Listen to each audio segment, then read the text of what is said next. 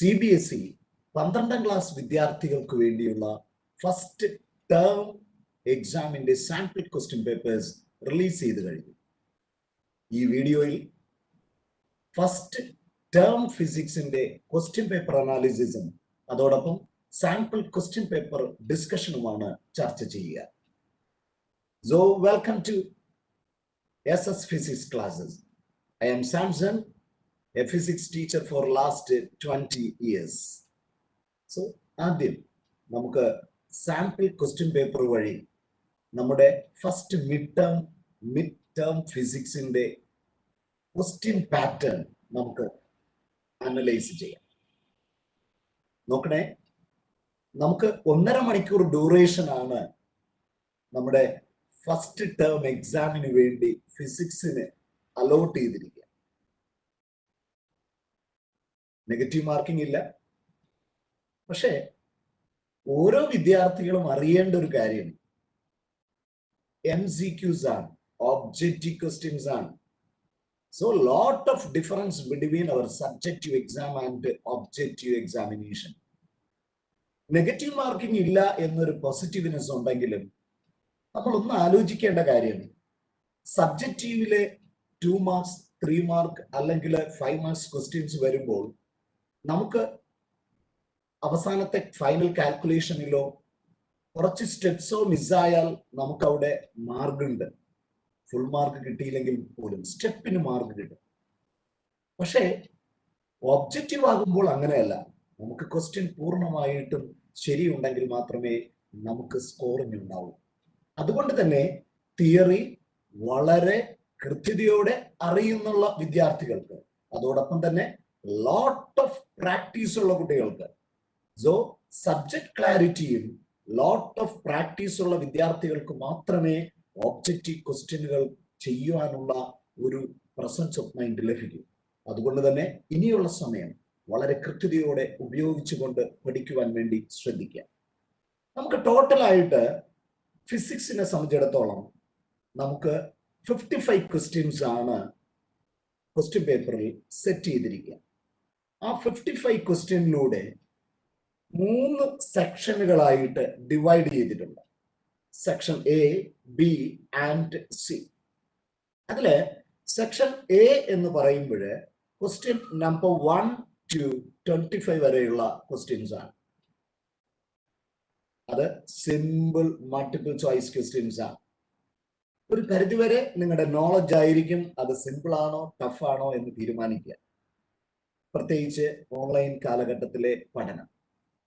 നോക്കൂ, രണ്ടാമത്തെ സെക്ഷൻ 26 മുതൽ 49 വരെ. അതിൽ കോംപ്ലക്സ് MCQs ഉണ്ടാവും, ഹയർ ഓർഡർ ക്വസ്റ്റ്യൻസ് ഉണ്ടാവും. ബട്ട് ഡിഫറൻസ് ആയിട്ട് അസർഷൻ റീസൺ ടൈപ്പ് ക്വസ്റ്റ്യൻസ്. അപ്പൊ അറൌണ്ട് ഒരു 10 to 15%. Then 50 to 55 the section C, അവിടെയും ഹയർ ഓർഡർ ക്വസ്റ്റ്യൻസ് ആണ്. പക്ഷേ കേസ് സ്റ്റഡി ടൈപ്പ് ഒരു മിനിമം 4 to 5 ക്വസ്റ്റ്യൻസ് ഉണ്ടായിരിക്കും. ഇങ്ങനെ 55 ക്വസ്റ്റ്യൻസ് ആണ് ക്വസ്റ്റ്യൻ പേപ്പറിൽ 3 സെക്ഷനുകളായിട്ട് ഡിവൈഡ് ചെയ്തിരിക്കുക.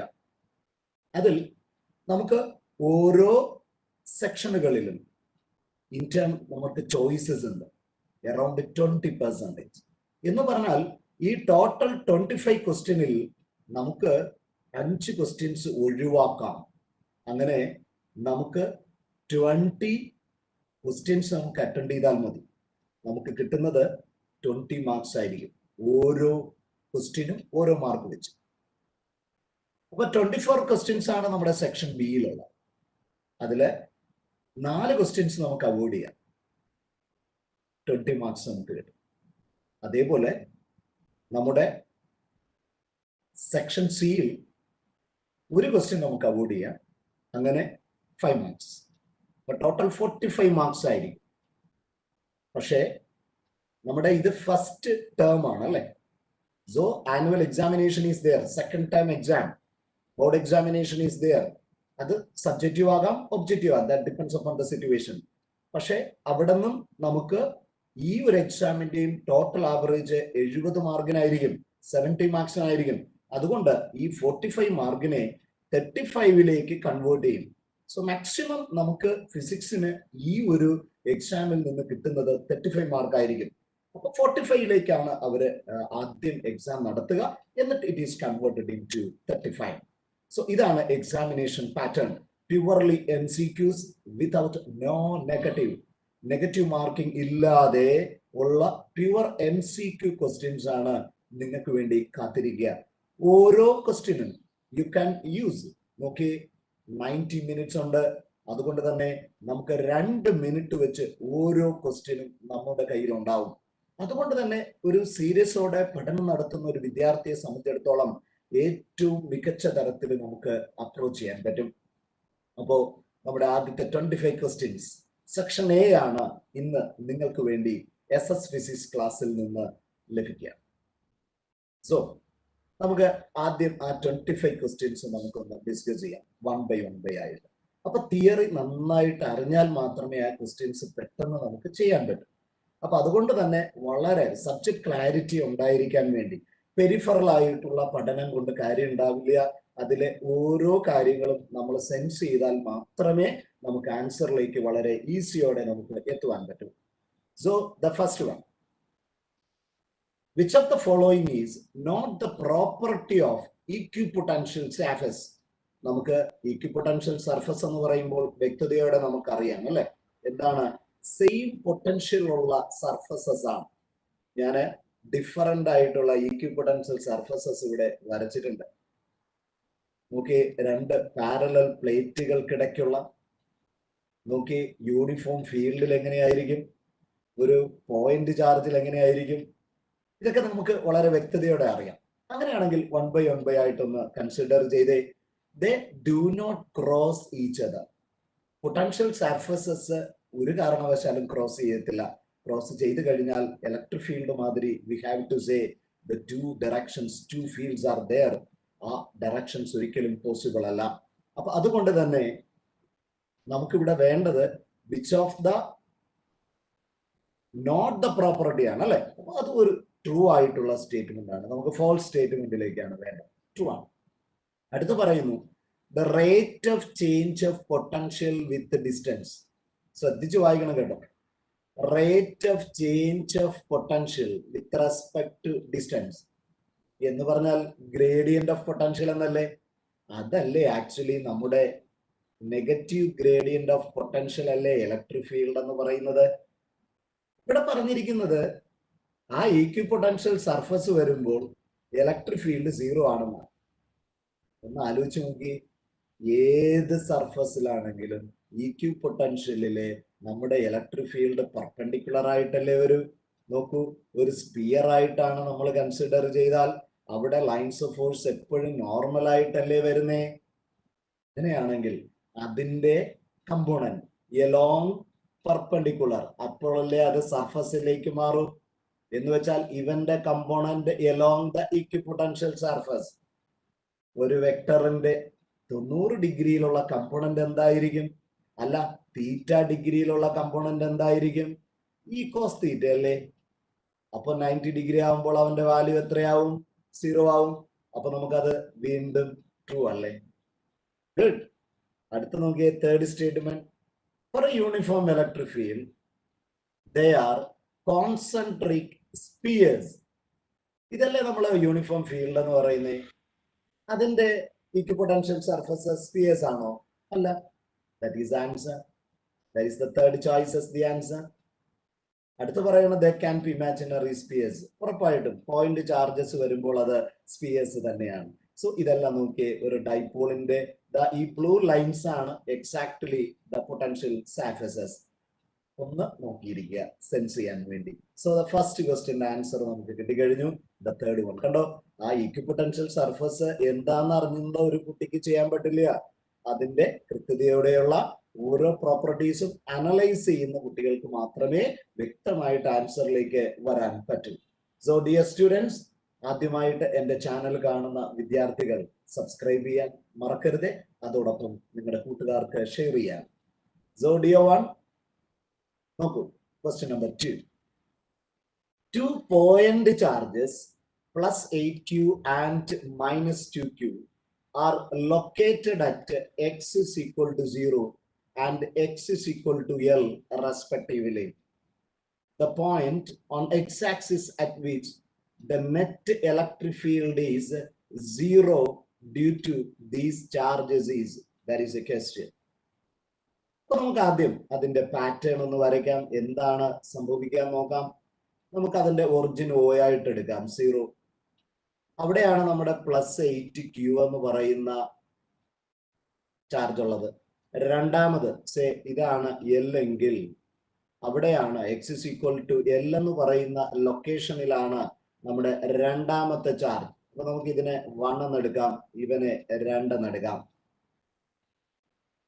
ആ എക്സ് ആക്സിസിൽ എവിടെയാണ് ഫീൽഡിൽ ചാർജ്, അവിടുത്തെ ഇലക്ട്രിക് ഫീൽഡ് 0 ആകൂ എന്ന് നമ്മൾ അസ്യൂം ചെയ്യണം. നമുക്ക് തൽക്കാലത്തേക്ക് ഒന്നും ആലോചിക്കണ്ട. We can take the point as P here. We can assume that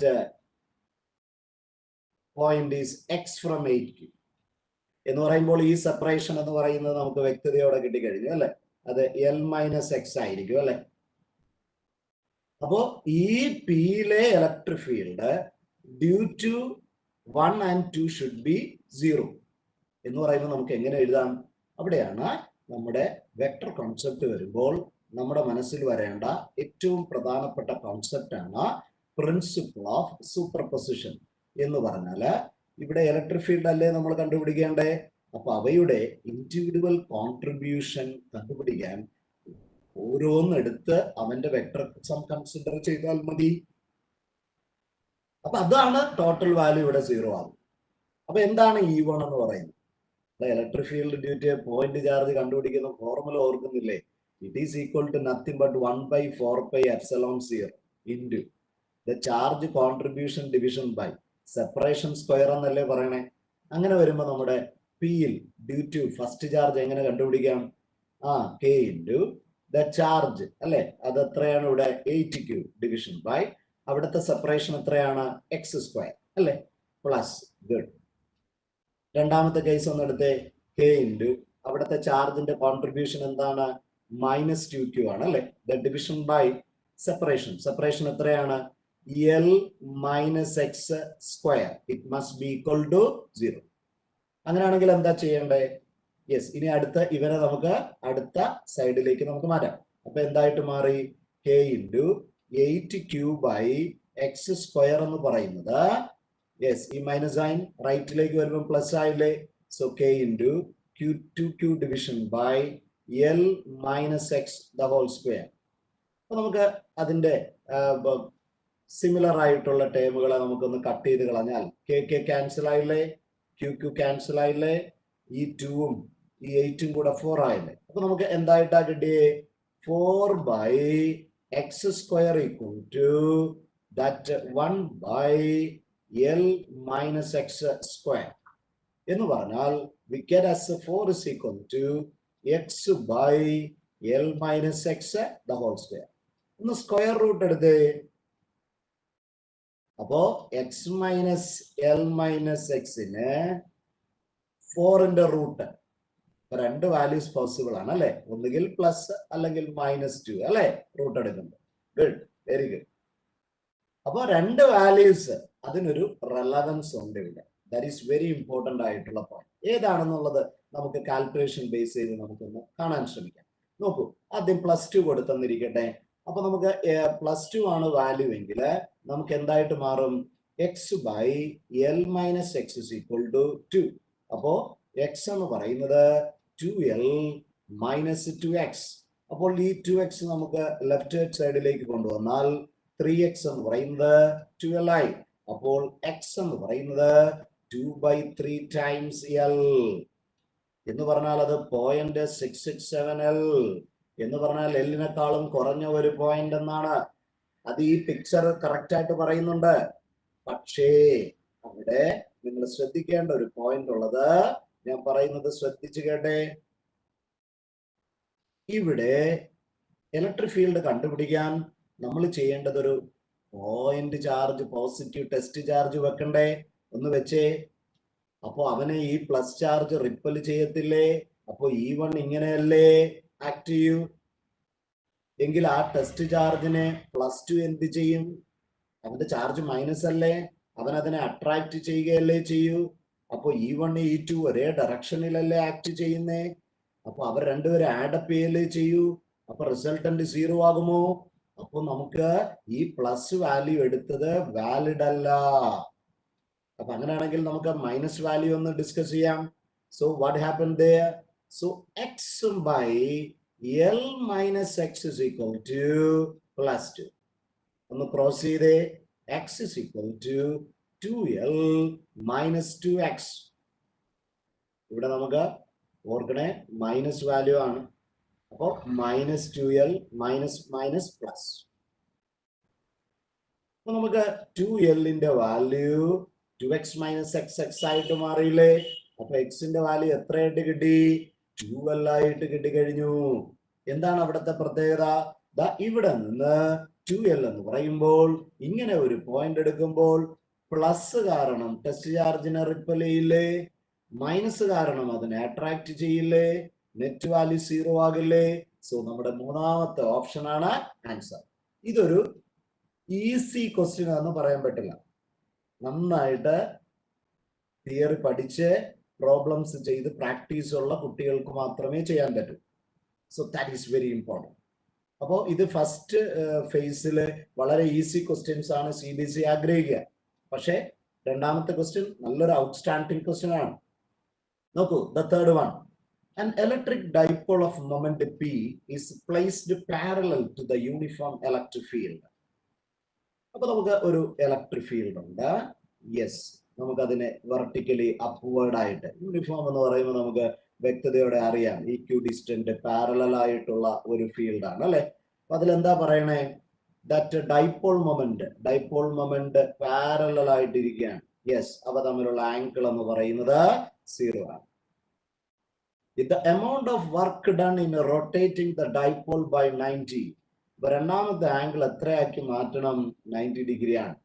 നമുക്ക് വളരെ മനോഹരമായിട്ട് അറിയാം.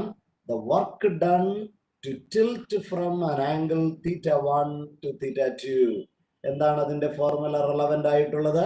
It is equal to PE into cos θ1 minus cos θ2. ഓരോ വാല്യൂസ് ആയിട്ടൊന്ന് സബ്സ്റ്റിറ്റ്യൂട്ട് ചെയ്തേ.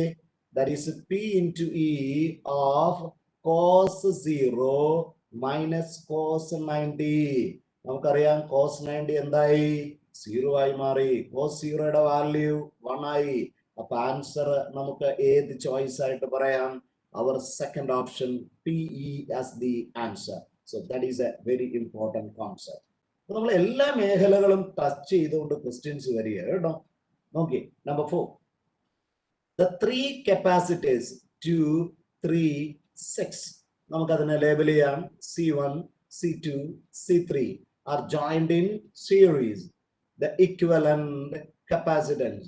അപ്പം series combination of 3 capacitors. That is the question. അപ്പോൾ അവിടെ വരുമ്പോൾ നെറ്റ് എഫക്റ്റ് എങ്ങനെ കണ്ടുപിടിക്കാമെന്നാണ് നമ്മൾ പഠിച്ചിരിക്കുന്നത്. റെസിപ്രോക്കലിന്റെ സമ്മാണ് നമ്മുടെ എഫക്റ്റീവ് ആയിട്ടുള്ള കപ്പാസിറ്റേഴ്സ് എന്നല്ലേ അതിന്റെ അർത്ഥം. അങ്ങനെ വരുമ്പോൾ നമുക്ക് എങ്ങനെ കണ്ടുപിടിക്കാൻ പറ്റും? നമുക്ക് ഇതിന്റെ സൊല്യൂഷനിലേക്ക് വരാം. കമാൺ, ഈ രണ്ട് ടേമും തമ്മിൽ അറേഞ്ച് ചെയ്തേ. We can write it to be as C2 plus C1 division by C1 C2 plus 1 by C3. Then വീണ്ടും ക്രോസ് ചെയ്തേ. So that is equal to C2 C3 plus C1 C3 plus then come on C1 C2 division by C1 C2 C3. അപ്പൊ നമുക്ക് answer വളരെ ഈസിയോടെ നമുക്ക് കിട്ടണം. ഇതിന്റെ reciprocal എടുത്താൽ നമുക്ക് എഫക്റ്റീവ് ആയിട്ടുള്ള വാല്യൂ അല്ലേ എന്ന് പറഞ്ഞാൽ C1 C2 C3 division by C1 C2 plus C2 C3 plus C3 C1. ഈ ഒരു ഷോർട്ട് കട്ട് നിങ്ങളുടെ മനസ്സിലേക്ക് ഓർത്തിരുന്നാൽ മതി. അത് രണ്ട് കപ്പാസിറ്റേഴ്സ് ആണെങ്കിൽ മറന്നു പോകരുത്. C1 C2 plus C1 plus C2. ഇനി നമ്മൾ ആൻസർ കിട്ടാൻ വേണ്ടി ജസ്റ്റ് ഒന്ന് സബ്സ്റ്റിറ്റ്യൂട്ട് ചെയ്താൽ മതി. കമാൺ, C1 നമുക്ക് എത്രയാ? 2 mu into 3 mu into 6 mu division by C1 C2 2 into 3 about 6 mu square plus C2 C3 3 into 6, 18 mu square plus C3 into C1. So 12 mu square. So that is equal to, yes, അപ്പോൾ നമുക്ക് ആ mu square-നെ അങ്ങ് cut ചെയ്ത് കളയാം അല്ലേ? So 2 into 3, 6, 6 into 6, 36 mu division by 18 plus 12, 30 plus 6, 36. So you get the value as 1 mu f.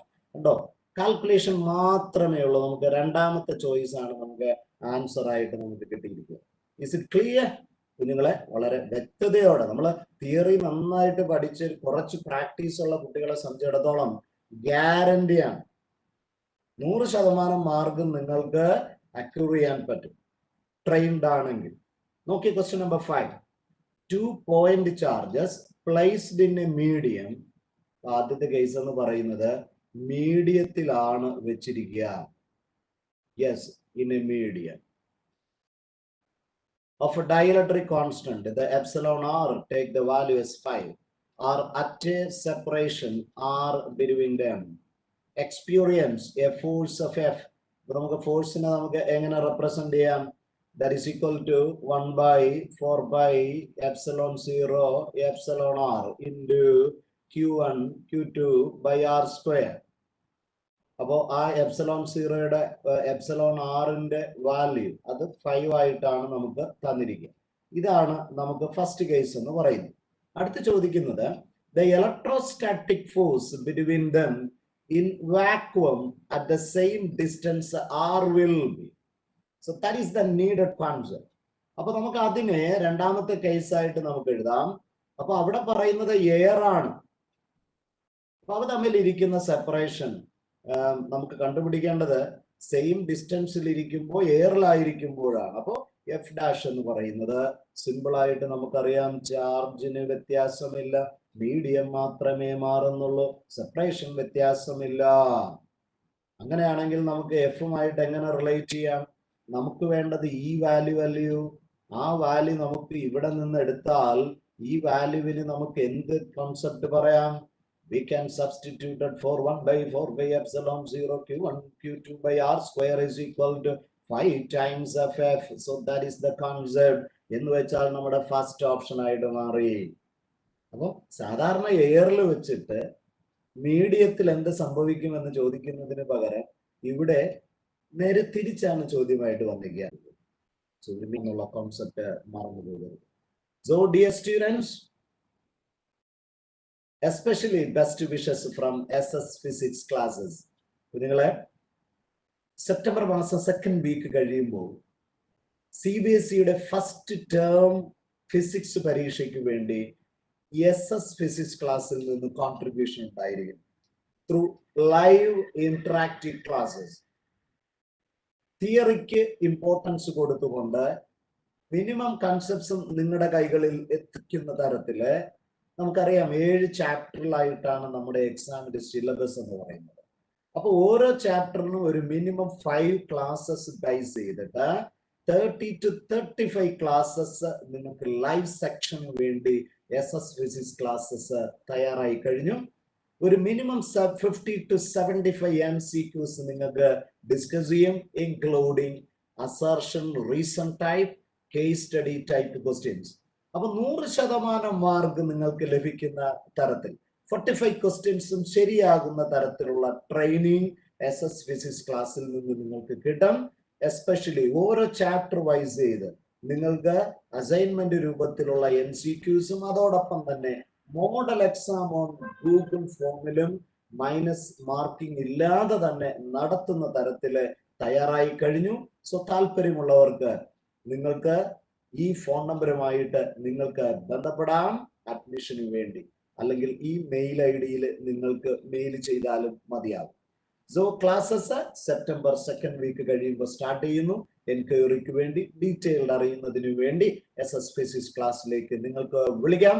Phone number മറക്കണ്ട, 9447904710. Join ചെയ്യുന്ന കുട്ടികൾക്ക് വേണ്ടി നിങ്ങൾക്ക് ഡൗട്ട് ക്ലിയറിംഗ് സെക്ഷൻസും സ്പെഷ്യൽ ആയിട്ട് അറേഞ്ച് ചെയ്യും for the first mid term. അതോടൊപ്പം തന്നെ നമ്മുടെ ഫൈനൽ എക്സാമിന് വേണ്ടിയുള്ള ട്യൂഷൻ ബാച്ചസും CBSEക്ക് വേണ്ടി പ്രത്യേകിച്ച് ബാച്ച് ഈസ് ഓൺഗോയിങ്. താല്പര്യമുള്ളവർക്ക് ജോയിൻ ചെയ്യാവുന്നതാണ്. നോക്കൂ, we can move with the question number 6. A good question, really confusion ഉണ്ടാക്കുന്ന ക്വസ്റ്റ്യൻ ആണ്. Which statement is true for Gauss's law?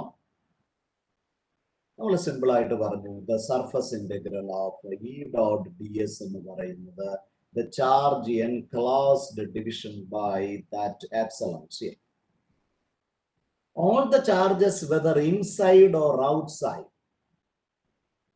the Gaussian surface, contribute to the electric fluxes. അപ്പോ ഈ charges inside or outside ഇല്ല, ഇൻക്ലോസ്ഡ് മാത്രമേ ആ Gaussian സർഫസിലെ നിയമം പറഞ്ഞു. അപ്പൊ അതൊരു ട്രൂ സ്റ്റേറ്റ്മെന്റ് അല്ല. The electric flux depends upon the geometry of the Gaussian surface. അത് നമുക്ക് സാധാരണ രൂപത്തിൽ സിമെട്രിക്കൽ ആയിട്ടാണ് നമ്മൾ കൺസിഡർ ചെയ്യാറുള്ളത്, പക്ഷെ അത് നീഡഡ് അല്ല. അപ്പൊ അതുകൊണ്ട് തന്നെ ഗേഷ്യൻ സർഫസിന്റെ ജോമെട്രിയുമായിട്ട് യാതൊരു ബന്ധവുമില്ല. നമ്മൾ വരയ്ക്കുന്ന ഗേഷ്യൻ സർഫസിനുള്ളിൽ ചാർജ് ഉണ്ടായിരുന്നാൽ മതിയാണ്. അടുത്ത statement, Gauss's theorem can be applied to non uniform electric field. Yes, അത് യൂണിഫോം ഫീൽഡ് കോൺട്രിബ്യൂട്ട് ചെയ്താലും ശരി, അല്ലെങ്കിലും ഇപ്പൊ നമ്മളൊരു സാധാരണ ഒരു ചാർജ്ഡ് പാർട്ടിക്കിൾ എടുത്താൽ പോലും അതിന് ബേസ് ചെയ്തിട്ടുള്ള ഗേഷ്യൻ സർഫസ് വരയ്ക്കുമ്പോൾ അവിടുത്തെ ഇലക്ട്രിക് ഫീൽഡ് ഒരിക്കലും യൂണിഫോം എന്ന് പറയാൻ പറ്റില്ല. കാരണം ഓരോരുത്തടുത്തും അതിന്റെ ഡയറക്ഷൻ അങ്ങ് വ്യത്യാസപ്പെട്ടുകൊണ്ടിരിക്കും അല്ലെ, എപ്പോഴും റേഡിയസ് ആയിട്ടല്ലേ വരുന്നത്. യെസ്, അപ്പൊ അത് നോൺ യൂണിഫോം കോൺസെപ്റ്റിലും ആപ്ലിക്കബിൾ ആണെന്നുള്ള കാര്യം ഓർക്കുക. അടുത്ത പറയുന്നത്, the electric field over the Gaussian surface remains continuous ആയിക്കോട്ടെ and uniform. യൂണിഫോം അല്ല, ഓരോ സിറ്റുവേഷനിലും ഓരോ തരത്തിലാണ്. അതുകൊണ്ട് നമുക്ക് മോർ കംഫർട്ട് ആയിട്ടുള്ള ആൻസർ തേർഡ് ചോയ്സ് ആയിട്ട് നമുക്ക് പറയാം. Number 7, the capacitor plates are charged by a battery with V volt. After charging, battery is disconnected and a dielectric slab with a dielectric constant K is inserted between its plates. The potential across the plates of the capacitor will become. ആദ്യം പറയുന്നത് നോക്കണേ, ശ്രദ്ധിക്കണേ, ഒരു capacitor ഉണ്ട്, ആ capacitor V volt വെച്ച് charge ചെയ്തു. Good. എന്നിട്ട് എന്ത് ചെയ്തു? ആ ബാറ്ററിയെ ഡിസ്കണക്ട് ചെയ്തു. ബാറ്ററി ഡിസ്കണക്ട് ചെയ്യുമ്പോഴേ നമ്മൾ ഒരു നിയമം നിങ്ങളുടെ മനസ്സിലേക്ക് വെക്കണം. ഡിസ്കണക്ഷൻ വന്നു കഴിഞ്ഞാൽ അവിടെ ചാർജ് എന്ന് പറയുന്നത് എപ്പോഴും കോൺസ്റ്റന്റ് ആയിരിക്കും. ബാറ്ററി ഇൻ സ്റ്റിൽ കണക്ഷൻ ആണെങ്കിൽ ഓർക്കണേ, അവിടെ പൊട്ടൻഷ്യൽ കോൺസ്റ്റന്റ് ആയിരിക്കും. അപ്പൊ നമ്മുടെ കപ്പാസിറ്റർ ഇപ്പോ വി ചാർജും വി പൊട്ടൻഷ്യലും അവന് ക്യൂ ചാർജും. എന്നിട്ട് എന്ത് ചെയ്യുന്നു? A dielectric slab with the constant K is inserted. അപ്പോ ഇവിടത്തേക്ക് K ഇൻസേർട്ട് ചെയ്തു എങ്കിൽ എന്താണ് ചോദ്യം? Potential across the plate. അപ്പൊ V ഡാഷ് അവിടെ എന്തായി മാറി? അപ്പൊ നിങ്ങളുടെ മനസ്സിലേക്ക് ഓർക്കണേ, Q രണ്ട് കേസിലും കോൺസ്റ്റന്റ് ആണ്. ഇനി കപ്പാസിറ്റൻസ് നമുക്കറിയാം, C എന്ന് പറയുന്നത് നമ്മൾ ആദ്യത്തെ കേസിൽ C ആണെങ്കിൽ അത് ε0 A/d ആണ് അല്ലെ. രണ്ടാമത്തെ കേസിൽ ആ ഇൻസർഷൻ വരുമ്പോൾ അത് എന്തായിട്ട് മാറും? K ടൈംസ് ε0 A/d അല്ലേ. അപ്പോ എന്താണ് അവിടെ സംഭവിക്കാൻ പോവുക? ഉറപ്പായിട്ടും കപ്പാസിറ്റൻസ് എത്ര ടൈംസ് ആയിട്ട് മാറി? യെസ്, K ടൈംസ് ആയിട്ട് മാറി. അപ്പൊ പൊട്ടൻഷ്യൽ എങ്ങനെ നമുക്ക് കണ്ടുപിടിക്കാം? നമുക്കറിയാം Q is equal to CV ആണ് ഫസ്റ്റ് കേസ് എങ്കിൽ, രണ്ടാമത്തെ case Q dash is equal to C dash V dash ആയിട്ട് എടുത്തൂടെ? അങ്ങനെയാണെങ്കിൽ V ഡാഷ് എന്ന് പറയുന്നത് Q dash by C dash അല്ലേ. ആ രണ്ട് കേസിലും ചാർജ് കോൺസ്റ്റന്റ് അല്ലേ. കപ്പാസിറ്റൻസ് പക്ഷെ K ടൈംസ് C ആയിട്ട് മാറിയില്ലേ. അപ്പോ ഈ Q ബൈ C എന്ന് പറയുന്നത് നമുക്ക് ആദ്യത്തെ പൊട്ടൻഷ്യൽ ആയിട്ട് നമുക്ക് എടുത്തൂടെ? അങ്ങനെയാണെങ്കിൽ നമുക്ക് പൊട്ടൻഷ്യൽ എത്രയായിട്ട് കുറഞ്ഞു? 1/K ആയിട്ട് മാറി.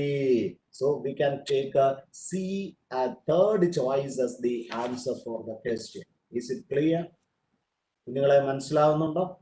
വളരെ പ്രധാനപ്പെട്ട ഔട്ട്സ്റ്റാൻഡിംഗ് ആയിട്ടുള്ള ക്വസ്റ്റ്യൻസ് ആണ് കേട്ടോ, അതുകൊണ്ട് തന്നെ ശ്രദ്ധിക്കുക. Number 8, the best instrument for accurate measurement of EMF of a cell is. potentiometer, meter bridge, altimeter, ammeter and voltmeter. അപ്പോൾ പൊട്ടൻഷ്യൽ സാധാരണ മെഷർ ചെയ്യാൻ വേണ്ടി നമ്മൾ വോൾട്ട്മീറ്ററും പൊട്ടൻഷ്യോമീറ്ററും യൂസ് ചെയ്യുന്നത് അല്ലെ. പക്ഷേ പൊട്ടൻഷ്യോമീറ്റർ വർക്ക് ചെയ്യുന്നത് നൾ മെത്തേഡ് ബേസ് ചെയ്തിട്ടാണ്. എന്ന് വെച്ചാൽ അവൻ നൾ മെത്തേഡിന്റെ പ്രത്യേകത എക്സ്റ്റേണൽ ആയിട്ട് കണക്ട് ചെയ്യുന്ന ആ സെല്ലിൽ നിന്ന് എനർജി സ്വീകരിക്കാതെ പ്രവർത്തിക്കുന്ന ഒരു ഇൻസ്ട്രുമെന്റ് ആണ്. അതുകൊണ്ട് that potentiometer is said to be ideal altimeter. So the best measurement, accurate measurement from potentiometer. A good question, simple question. Number 9. An electric current is passed through a circuit containing two wires of the same material. Adu marakarade, same material. Connected in parallel. Okay, അവ connect ചെയ്തിരിക്കുന്നത് parallel ആയിട്ടാണ്. Good. If the length and radii of the wires are in the ratio, അപ്പോൾ നമുക്ക് അതിനെ L1 by L2 എന്ന് പറയുന്നത് 3 by 2 that radii in the wires as R1 by R2 എന്ന് പറയുന്നത് 2 by 3 ആണ് എങ്കിൽ the ratio of the current passing through the wires will be. കറണ്ടിന്റെ റേഷ്യോ ആണ് നമുക്ക് കണ്ടുപിടിക്കേണ്ടത്.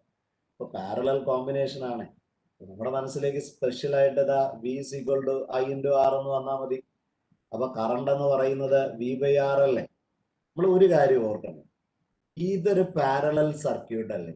അപ്പോൾ ഏത് എലിമെന്റ് കോൺസ്റ്റന്റ് ആയിരിക്കും? പൊട്ടൻഷ്യൽ.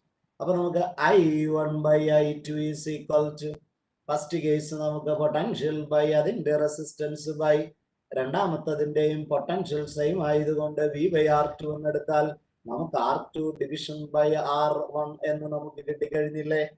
ഇനി എന്താ നമുക്ക് സബ്സ്റ്റിറ്റ്യൂട്ട് ചെയ്യാൻ പറ്റുക? നമുക്ക് അറിഞ്ഞൂടെ R എന്ന് പറയുന്ന റെസിസ്റ്റൻസ് എന്ന് പറയുന്നത് we can write it to be rho into L by A അല്ലേ. അവിടെ നമുക്ക് എക്ക് പകരം റേഡിയസിന്റെ രൂപത്തിലെടുത്താൽ പൈ R സ്ക്വയർ അല്ലേ. അപ്പൊ നമുക്കത് സബ്സ്റ്റിറ്റ്യൂട്ട് ചെയ്യാൻ ശ്രമിക്കാമോ? എങ്കിൽ ആദ്യത്തെ കേസ് R2 എന്ന് പറയുമ്പോൾ രണ്ടാമത്തതല്ലേ, ഒരേ മെറ്റീരിയൽ എന്നാ പറയുന്നത് അല്ലേ.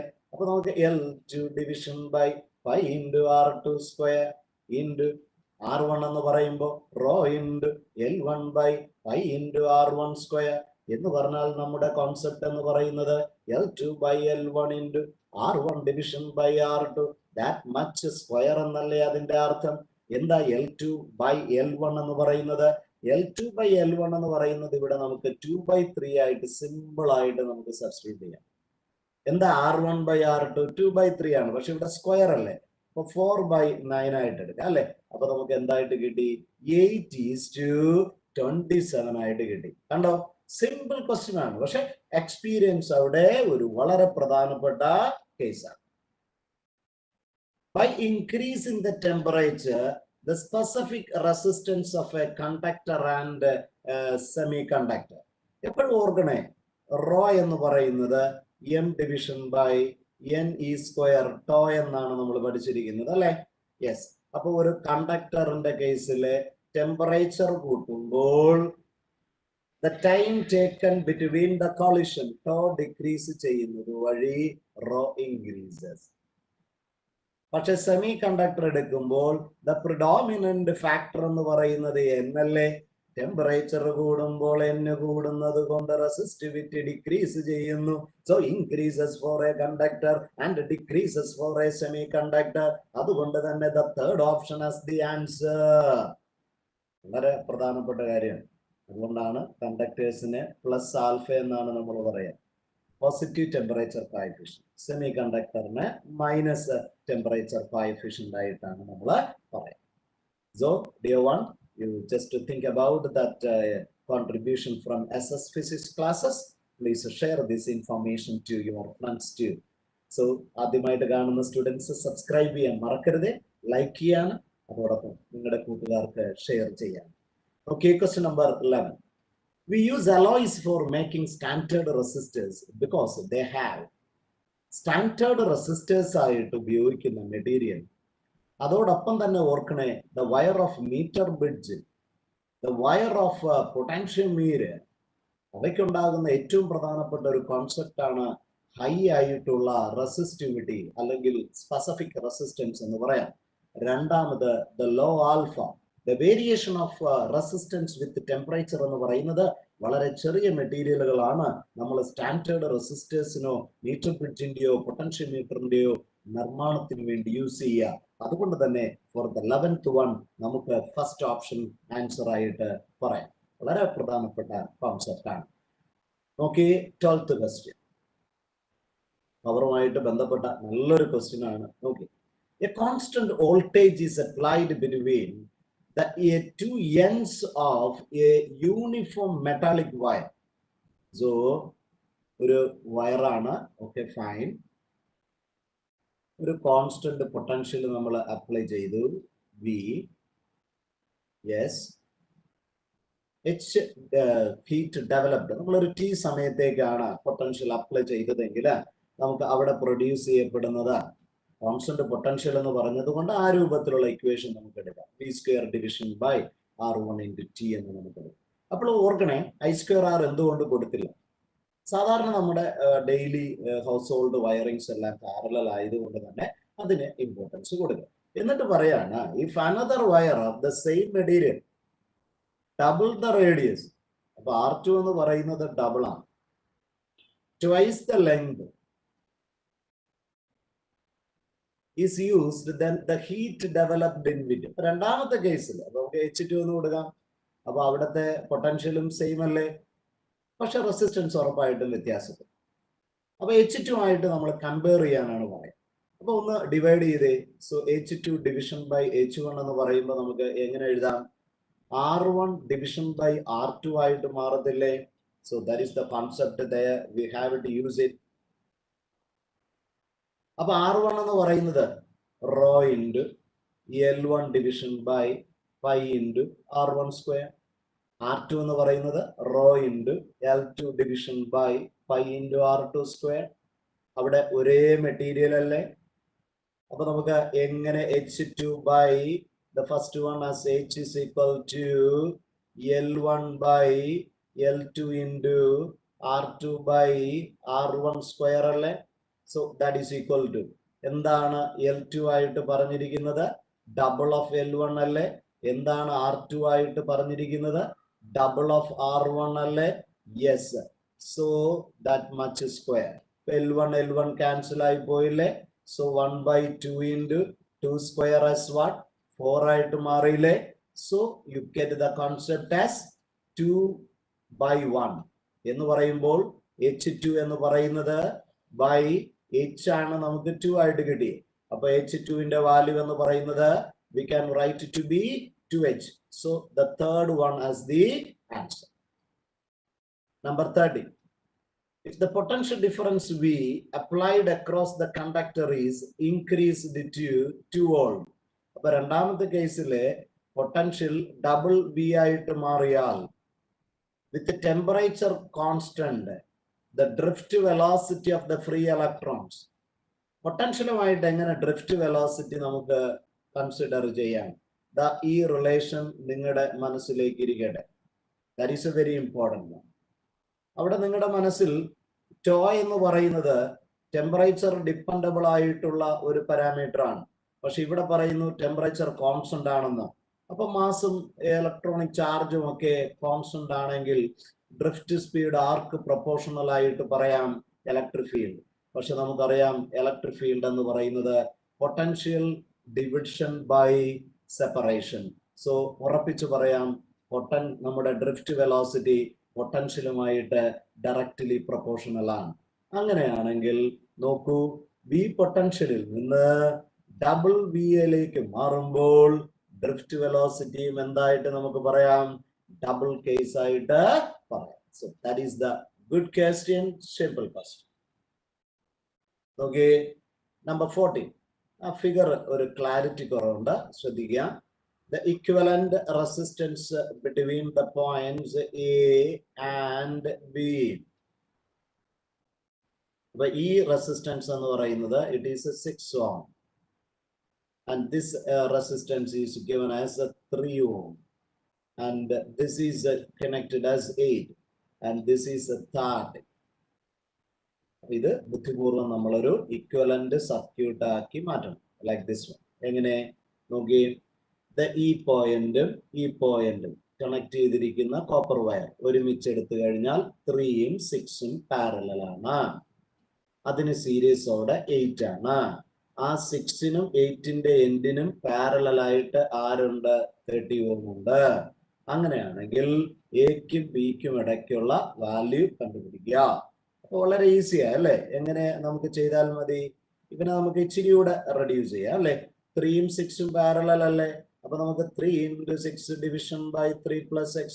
So 3 into 6 division by 9, 3, 2. അപ്പൊ നമുക്ക് ആ പാരലൽ കൺസെപ്റ്റ് 2 ആയി. ഇത് എത്രയായി? 8 ആണ്. അപ്പോൾ ടോട്ടലായിട്ട് ലോവർ റാമില് 30 ആണ്. അപ്പൊ ഈ 2ഉം 8ഉം കൂടെ എന്തായി? യെസ്, ഇറ്റ് ബിക്കംസ് 10 എന്നൊരു കോൺസെപ്റ്റ് വന്നു. അപ്പൊ അങ്ങനെ വരുമ്പോഴ് നമുക്ക് 10ഉം അതോടൊപ്പം നമ്മുടെ 30ഉം യെസ് പാരലൽ ആണ്. അപ്പൊ നമുക്ക് അതിന്റെ റെസിസ്റ്റൻസിന്റെ നെറ്റ് എഫക്ട് കണ്ടുപിടിച്ചാൽ മതി അല്ലെ? 30 into 10 division by, come on, 30 plus 10, 40. 30 by 4, 15 by 2. നമുക്ക് 7.5 ആണ് ആൻസർ ആയിട്ട് നമുക്ക് കിട്ടും. SI unit of magnetic field intensity. Magnetic field B ആണ് ക്വസ്റ്റ്യൻ ആഗ്രഹിക്കുന്നത്. സോ അത് നമുക്ക് സിമ്പിൾ ആയിട്ട് സാധാരണ ഏറ്റവും ക്ലിയർ ആയിട്ട് നമുക്ക് ഉപയോഗിക്കാൻ പറ്റുന്ന റിലേഷൻ, ദ ഫോഴ്സ് ഓൺ ഒരു current carrying conductor in a magnetic field.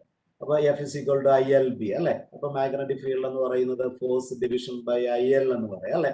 അപ്പൊ എന്തായിട്ട് പറയാം? Newton per ampere metre. So that is a concept. Newton per ampere metre. So നമുക്ക് second option as the answer ആയിട്ട് നമുക്ക് പറയാൻ പറ്റും. സോ വളരെ ഈസി ആയിട്ടുള്ള ക്വസ്റ്റ്യൻസ് ആണ് നമുക്ക് വേണ്ടി വെയിറ്റ് ചെയ്യുന്നത് കേട്ടോ. യെസ്, തിയറി നന്നായിട്ട് പഠിക്കുന്ന കുട്ടികളാണെങ്കിൽ നിങ്ങൾക്ക് അത് പോസിബിൾ ആണ്. അതിനുവേണ്ടി നിങ്ങളെ സഹായിക്കാൻ SS ഫിസിക്സ് ക്ലാസ്സസ് ഉണ്ടാവും. നന്നായിട്ട് പ്രാർത്ഥനയോടെ ഏറ്റവും നല്ല ഗുഡ് റിസൾട്ട് മേടിക്കാൻ, ആദ്യത്തെ പരീക്ഷയ്ക്ക് തന്നെ നമുക്ക് നല്ല സ്കോർ ഉണ്ടാക്കാൻ, 35 മാർക്സും എടുക്കാൻ നിങ്ങളെ SS ഫിസിക്സ് ക്ലാസ്സസ് സഹായിക്കും. So you can contact me. Okay, the coil of a moving coil galvanometer is wound over a metal frame in order to.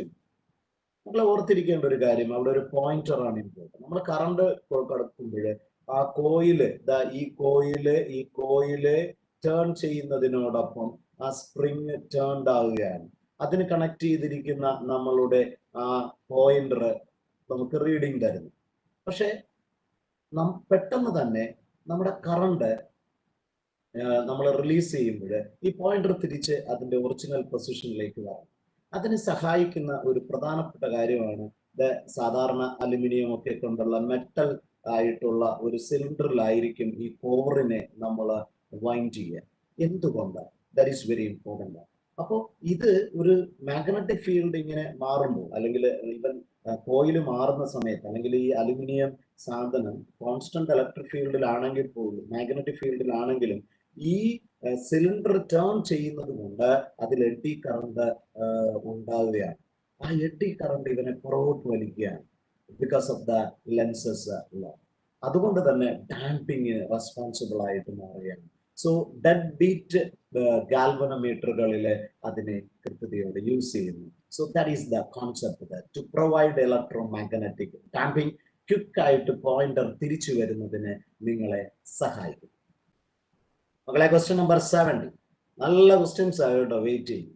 2 wires of the same length.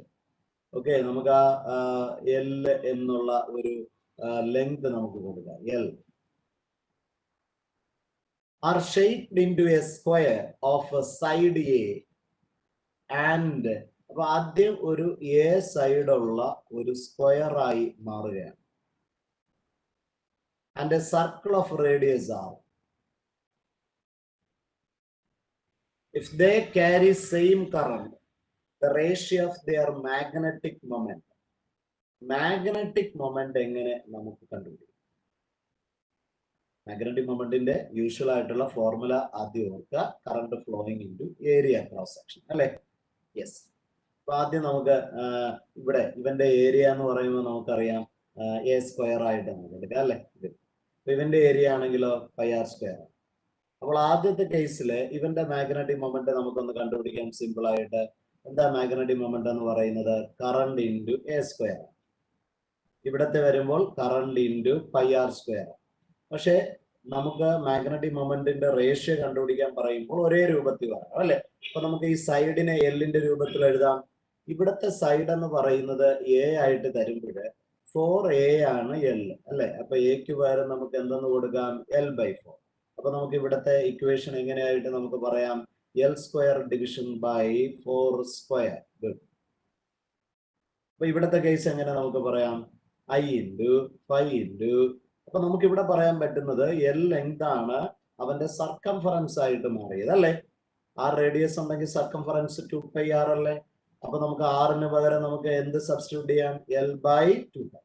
അപ്പോ r square വരുമ്പോൾ L square division by 4π square. ഇനി നിങ്ങൾ ശ്രദ്ധിച്ച് ഇത് M1 ആയിട്ട് എടുക്കാം, ഇത് M2 ആയിട്ട് എടുക്കാം. So we need to find the ratio of the magnetic moment അല്ലെ. So I L square division by 4 square.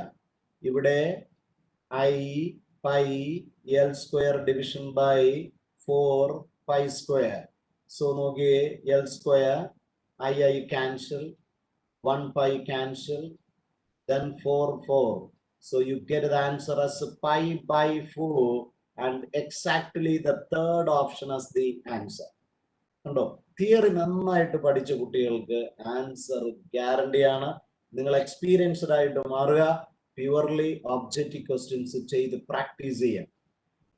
The horizontal component of earth field at is, so BH is √3 times of the vertical component. The angle of dip at that place is, so that is very important. മക്കളെ നമ്മുടെ മനസ്സിലേക്ക് ഓർക്കണം, നമ്മള് ഒരു magnetic നീഡിലിനെ അവൻ ഹൊറിസോണ്ടലുമായിട്ട് make ചെയ്യുന്ന angle ആണ് നമ്മുടെ ഡിപ്പായിട്ട് പറയാം. ഇത് ടോട്ടൽ ഫീൽഡ് ആണെങ്കിൽ ഇത് ടോട്ടൽ ഫീൽഡിനെ നമുക്ക് രണ്ട് കമ്പോണന്റുകളായിട്ട് മുറിച്ചാൽ ഇത് ഹൊറിസോണ്ടൽ കമ്പോണന്റും ഇത് വെർട്ടിക്കൽ കമ്പോണന്റും അല്ലേ. ഈ ആംഗിൾ അല്ലേ നമ്മുടെ ഡിപ്പായിട്ട് നമ്മൾ പറയാ. അപ്പൊ അവിടെ നമ്മുടെ മനസ്സിലേക്ക് വരേണ്ട ഒരു പ്രധാനപ്പെട്ട കോൺസെപ്റ്റ് ആണ് ടാൻ ഡെൽറ്റ. അപ്പോ ടാൻ ഡെൽറ്റ നമുക്ക് എങ്ങനെ കിട്ടാം? ഓപ്പോസിറ്റ് എന്ന് പറയുന്നത് ആരാണ്? വെർട്ടിക്കൽ കമ്പോണന്റ് അല്ലേ, ബൈ എച്ച് അല്ലേ. ഇവിടെ എന്താ പറയുന്നേ? യെസ്, ബി എച്ച് എന്ന് പറയുന്നത് √3 ടൈംസ് ഓഫ് ബി വി ആണ്. ബി വിയും നമുക്ക് ക്യാൻസൽ ചെയ്യാം. അപ്പോ 1/√3. അപ്പോ ഡെൽറ്റയുടെ വാല്യൂ എന്ന് പറയുന്നത് ടാൻ ഇൻവേഴ്സ് ഓഫ് 1/√3. അപ്പൊ നമുക്ക് എക്സാക്ട് ആയിട്ട് എത്ര ആയിട്ട് കിട്ടി?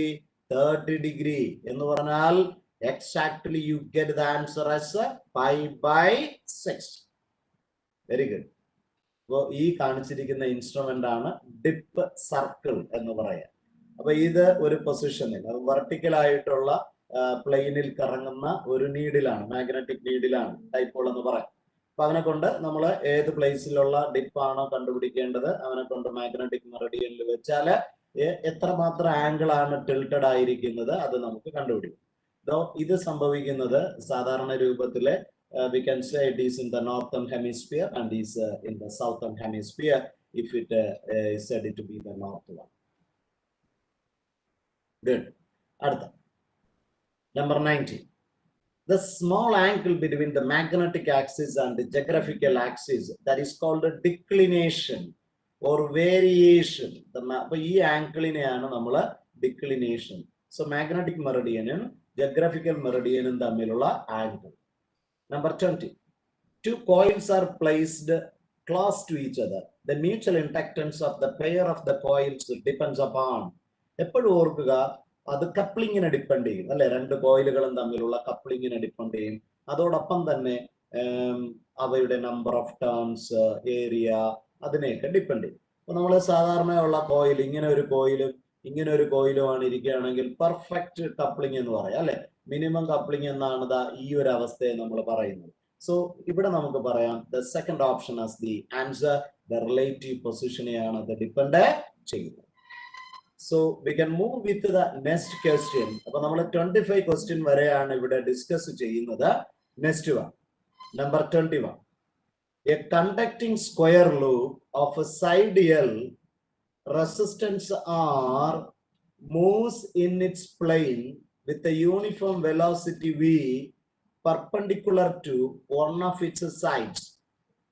A magnetic induction B, നിങ്ങൾ അത് ശ്രദ്ധിക്കണേ, constant in time, space, pointing perpendicular and into the plane of the loop exists everywhere.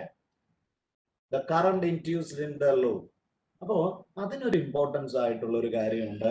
Magnetic field വ്യത്യാസമായാൽ മാത്രമേ, ഇവൻ മൂവ് ചെയ്യുന്നത് കോൺസ്റ്റന്റ് വെലോസിറ്റി ആണ്, സമയത്തിനോ സ്പേസിനോ അനുസരിച്ച് മാഗ്നറ്റിക് ഫീൽഡ് വ്യത്യാസപ്പെടുന്നില്ലെങ്കിൽ അവിടെ ഇൻഡ്യൂസ്മെന്റ് ഉണ്ടാകില്ല എന്നുള്ള പോയിന്റ് ഓർക്കുക, വളരെ പ്രധാനപ്പെട്ട കാര്യം. So here there is no change of flux with respect to time. Number 22. The magnetic flux linked with the coil is given as phi is equal to 5t square plus 3t plus 16. The induced EMF in the coil at time t is equal to 4 will be. അപ്പോൾ നമുക്ക് ആദ്യം induced EMF എന്ന് പറയുമ്പോൾ നമുക്കറിയാവുന്ന relation എന്ന് പറയുന്നത് -d∅dt അല്ലേ. അപ്പോൾ ആദ്യം ഇവനെ നമുക്ക് ഒന്ന് ഡിഫറൻഷിയേറ്റ് ചെയ്യാം. അപ്പോൾ ഡിഫറൻഷിയേറ്റ് ചെയ്യുമ്പോൾ നമുക്ക് എന്ത് കിട്ടും? T square 2 × 5 10t + 3. അപ്പോ d∅dt എന്ന് പറയുമ്പോൾ അത് എത്ര സമയത്തിനുള്ളതാണ് നമ്മൾ കണ്ടുപിടിക്കേണ്ടത്? So 10 × 4 + 3, so that is equal to 40 + 3. So you get the value as is equal to 43 with a minus sign. So -43 ആണ് നമ്മുടെ ആൻസർ എന്ന് പറയുമ്പോൾ we can take that second option as the answer. So അതൊന്ന് ശ്രദ്ധിക്കുക. Number 22, the second option as the answer. കണ്ടോ, വളരെ simple ആയിട്ടുള്ള questions ആണ് നമുക്ക് ഈ ഏരിയയിൽ വെയിറ്റ് ചെയ്തിരിക്കുക. നോക്കിയേ, question number 23. Which of the following graphs represent the variation of current I with the frequency f in an AC circuit containing a pure capacitor? ഇപ്പൊ കറണ്ട് ആണ് അല്ലെ. കറണ്ട് എന്ന് പറയുമ്പോൾ സാധാരണ പൊട്ടൻഷ്യൽ ഡിവിഷൻ ബൈ, ഇവിടത്തെ കേസിൽ നമുക്ക് കപ്പാസിറ്ററിന് എക്സി എന്ന് പറയും. കപ്പാസിറ്റീവ് റിയാക്ടൻസ് എന്ന് പറയുന്നത് 1/ωc അല്ലേ, എന്ന് പറഞ്ഞാൽ 1/2πf × c അല്ലേ. അപ്പൊ നമുക്ക് കറണ്ട് എന്ന് പറയുന്നത് പൊട്ടൻഷ്യൽ ഡിവിഷൻ ബൈ 1/2πfc. അപ്പൊ കറണ്ട് എന്ന് പറയുന്നത് ആർക്ക് പ്രൊപ്പോർഷണൽ ആയിട്ട് നമുക്ക് പറയാം? ഫ്രീക്വൻസിക്ക് വേണ്ടി പ്രൊപ്പോർഷണൽ ആണ്. അങ്ങനെയാണെങ്കിൽ ഉറപ്പിച്ച് നമുക്ക് പറയാൻ പറ്റും സ്ട്രെയിറ്റ് ലൈൻ കർവ് ആയിരിക്കും. Third option as the answer. അപ്പൊ ഇവിടെ ചിലപ്പോൾ ഇങ്ങനെ ഒരു ക്വസ്റ്റ്യൻ വരാൻ കേട്ടോ, കപ്പാസിറ്റീവ് റിയാക്ടൻസ് വേഴ്സസ് ഫ്രീക്വൻസി. അങ്ങനെ വരുമ്പോൾ XC എന്ന് പറയുന്നത് ഇൻവേഴ്സ്ലി പ്രൊപ്പോർഷണൽ ആണെന്നുള്ള കാര്യം മറന്നു പോകരുത്. വളരെ പ്രധാനപ്പെട്ട കോൺസെപ്റ്റ് ആണ്. Good. Number 25. A 20-volt AC is applied to a circuit consists of a resistance and a coil. അപ്പൊ ഒരു ഇൻഡക്ടറും ഒരു റെസിസ്റ്ററും ഒരു AC-യിൽ നമ്മൾ കണക്ട് ചെയ്തിരിക്കുകയാണ്. If the voltage across the resistance is 12 volt, the voltage across the coil ആണ് നമുക്ക് കണ്ടുപിടിക്കേണ്ടത്. അപ്പൊ നമ്മുടെ മനസ്സിലേക്ക് വരേണ്ട ഫേസർ ഡയഗ്രാമിനെ കുറിച്ച് ഒന്ന് ചിന്തിച്ചേക്കണേ. ഫേസർ ഡയഗ്രാമത്തില് നമ്മൾ potential across the resistor x ആക്സിസിലാണ് വരയ്ക്കുന്നതെങ്കിൽ ഇൻഡക്ടറിലെ പൊട്ടൻഷ്യൽ നമുക്കറിയാം എലോങ് ദ വൈ ആക്സിസ് ആണ്. അപ്പോൾ അവിടുത്തെ നെറ്റ് പൊട്ടൻഷ്യൽ എന്ന് പറയുന്നത് പാരലോഗ്രാം നിയമപ്രകാരം ഇതായിരിക്കും. അപ്പൊ ആ വിയുടെ value is nothing but is equal to √VR² + VL². So V² take the value as is equal to VR² + VL². And our aim is to find what is the value of the potential across the coil. So VL² is equal to V square minus VR square. So VL take the value as is equal to root of V square minus VR square. That is equal to root of V square. That is 20 square minus that VR square. That is 12 square. That is equal to root of 400 minus that 144. So that is equal to root 256. What is the answer for it? And you get the value as is equal to root 256. So that is exactly as a 16 volt as the answer. So the first one is the choice. Number 25. The instantaneous value of EMF. So that is given as is equal to E0 sine omega t. And I is equal to I0 sine omega t plus pi by 3. ഇവിടെ പറയുന്നു necessarily RL, RC, LCR, RC or LCR. നമുക്ക് ഇവിടെ ശ്രദ്ധിക്കുക ഈ കറണ്ടിന്റെ argument നമ്മൾ നോക്കുമ്പോൾ it lead the potential by a phase of pi by 3, and that will happen. കപ്പാസിറ്ററി നെറ്റ്വർക്ക് ഉള്ളതിലേ പറ്റൂ അല്ലെ കറണ്ട് എപ്പോഴും പൊട്ടൻഷ്യലിൽ ലീഡ് ചെയ്യുന്നത്. കാരണം നമുക്കറിയാം കറണ്ട് എക്സ് ആക്സിസിലോട്ട് എടുത്താൽ potential across the effective concept കൂടുതലായിട്ടുള്ളിടത്ത് മാത്രമേ താഴോട്ട് വരൂ അല്ലെ. അപ്പൊ അതുകൊണ്ട് വി ആറും വി സിയുമായിട്ട് എടുക്കുമ്പോൾ ഇങ്ങനെയായിരിക്കും എഫക്റ്റീവ് കോൺസെപ്റ്റ് വരാൻ സാധ്യതയുള്ളത്.